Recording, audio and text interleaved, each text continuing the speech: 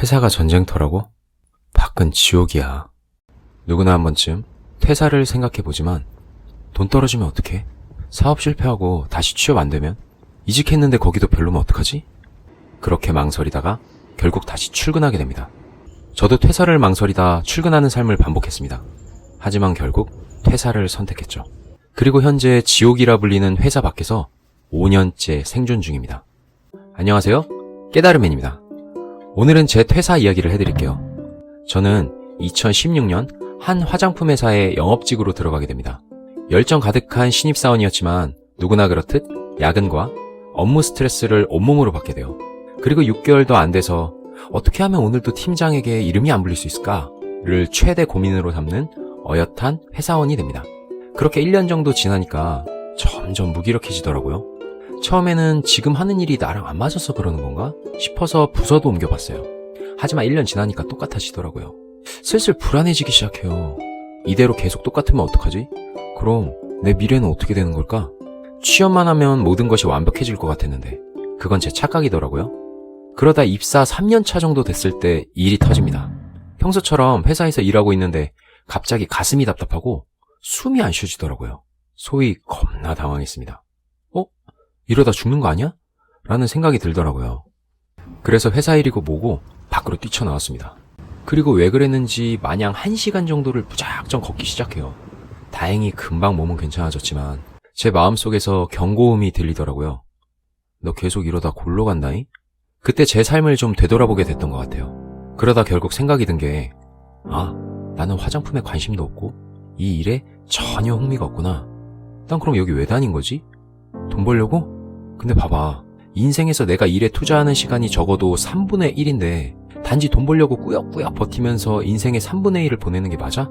그러다 사람이 죽을 때 제일 많이 하는 후회 중 하나가 내 마음 가는 대로 살아보지 못한 것이라는 말이 떠오르더라고요. 결국 저는 퇴사를 결심하게 됩니다.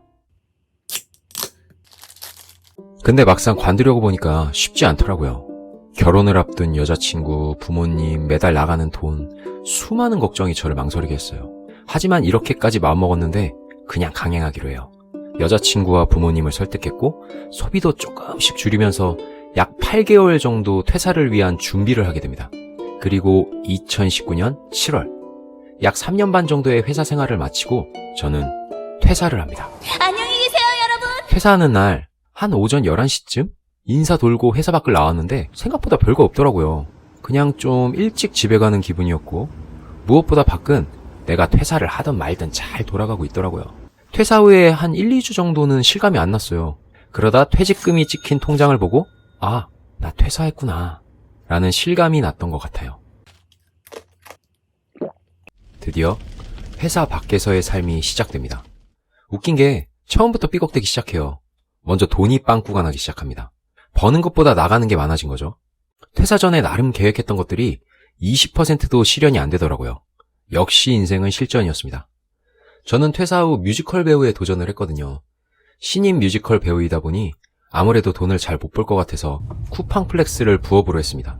쿠팡플렉스는 일반인이 자기 차로 쿠팡맨처럼 물품을 배송하는 일이에요.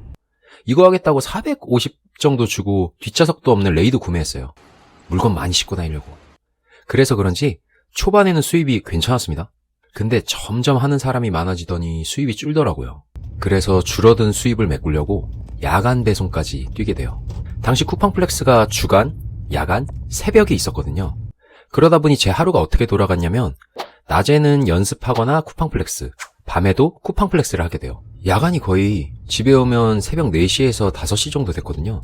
그러다 보니까 일주일에 한 6일은 3시간 정도 자면서 살았던 것 같아요. 이렇게 한 8개월 정도 하니까 몸이 점점 아작나기 시작합니다. 아무래도 뮤지컬 배우도 쿠팡플렉스도 몸을 많이 쓰는 데다가 잠도 못 자니까 그런 것 같아요. 결국 허리 디스크가 터져버렸어요. 그리고 입원을 하게 됩니다. 이때 엎친 데 덮친 격으로 갑자기 배우 일도 안 풀리기 시작하면서 삶이 좀 나락으로 가게 돼요. 지금 생각하면 이때가 퇴사 후 제일 위기가 아니었나 싶습니다. 이 정도까지 오면 내가 회사를 왜 관둬가지고 이 고생을 하나 라는 생각을 할 법도 한데 전혀 그런 생각은 들지 않았습니다. 오히려 회사 다닐 때보다 몇 배는 더 행복했죠. 퇴사 후의 삶이 행복했던 이유를 딱 2가지로 이야기하자면 자유와 가능성 때문이에요. 누구나 언젠간 자유로운 삶을 사는 것을 꿈꾸잖아요.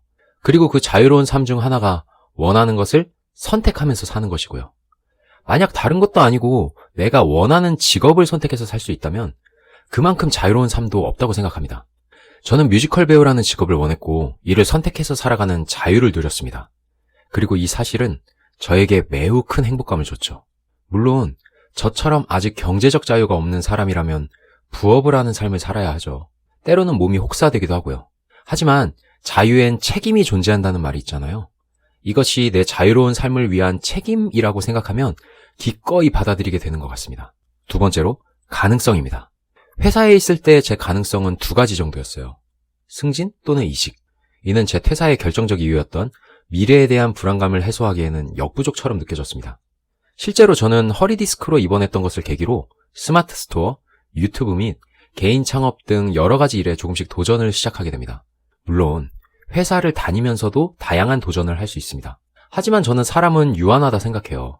만약 내가 회사에서의 에너지를 너무 많이 소모하는 사람이라면 퇴근 후에 무언가를 하기가 쉽지 않죠.